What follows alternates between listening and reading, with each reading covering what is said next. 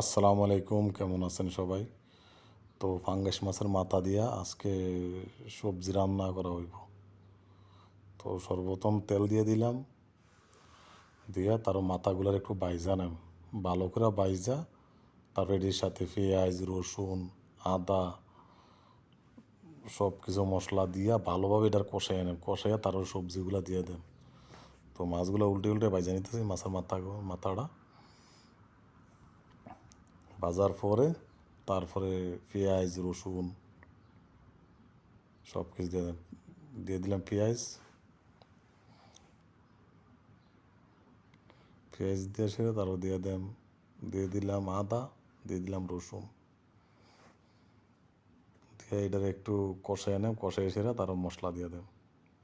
তো পেঁয়াজগুলো আমার একটু লাল হয়ে গেছে, তো এখন দিয়ে দেন সকল প্রকারের মশলা, দিয়ে দিলাম লবণ,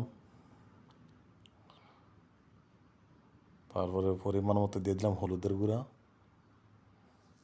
তারপর দিয়ে দিলাম পরিমাণ মতো মরিচের গুঁড়া, তারপর দিয়ে দিলাম মাছের মশলা দিয়া এটার ভালোভাবে কষাই নেম, সব কিছু দিয়া। তো একটু পানি দিয়ে এটা ভালোভাবে কষাই নিতেছি। মশলাটা দিয়ে একটু লাড়া দেওয়া, তারপর একটু পানি দিয়ে দিবেন যাতে মশলাটা নষ্ট না হয়, কারণ অতিরিক্ত হিট থাকলে আবার মশলাটা একদম পুরা সাইজে হয়ে যাবো গা। চুলার আঁচটা একটু কমাইয়া তারপরে মশলাটারে ভালোভাবে কষাইবেন, একটু পানি দিয়ে, পানি আবার বেশি দিবেন না, টলটলিয়ে গেলে আরেক ঝামেলা। তো মশলা কষানো শেষ, তো সর্বপ্রথম দিয়ে দিলাম লাউ, লাউ দেওয়ার পরে তারপরে দিয়ে দেম মিষ্টি কুমড়া, মিষ্টি কুমড়া দিয়ে দিলাম। মিষ্টি কুমড়া দেওয়ার পরে দিয়ে দেম 4-5টা ভেন্ডি, তারপর দিয়ে দেম একটু ফুলকপি, যেহেতু সবজি সকল প্রকারের সবজি মিক্স করে দেওয়া লাগে। তারপর দিয়ে দিলাম আলু, তারপর দিয়ে দিলাম কলার এই যে কলা দিয়ে দিলাম। কলাটার আগে চুইল্লা কাইটা হলুদের পানিতে ভিজিয়ে রাখছি, কারণ এটা কষটা যাতে পুরোটা তরকারির উপরে এফেক্ট না ফালায়, না কষটা থাকলে তরকারিটা কালো হয়ে যাবে, খাইতেও ভালো লাগবো না, তারপরে দেখতেও বিশ্রী দেওয়া যাইব। তাই আমি আগে এটার কাইটা হলুদ দিয়ে রাখছিলাম।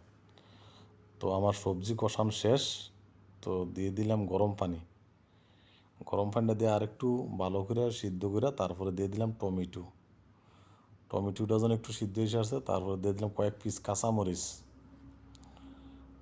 কাঁচামরিচটা দিয়ে একটু সিদ্ধ করার পরে তার দিয়ে দিলাম সামান্য পরিমাণ ধনিয়া পাতা দেওয়ার পরে তারপরে আবার ঢাকনা দিয়ে দেন।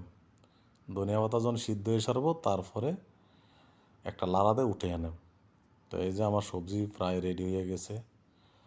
তো কেমন হয়েছে সবাই কমেন্ট করে জানাবেন, আর আমার ইউটিউব চ্যানেলটা সাবস্ক্রাইব করে রাখবেন, আর আমার ফেসবুক পেজ ফলো দিয়ে রাখবেন নিত্য নতুন ভিডিও দেখার জন্য। ধন্যবাদ, সবাই ভালো থাকবেন। আল্লাহ হাফেজ।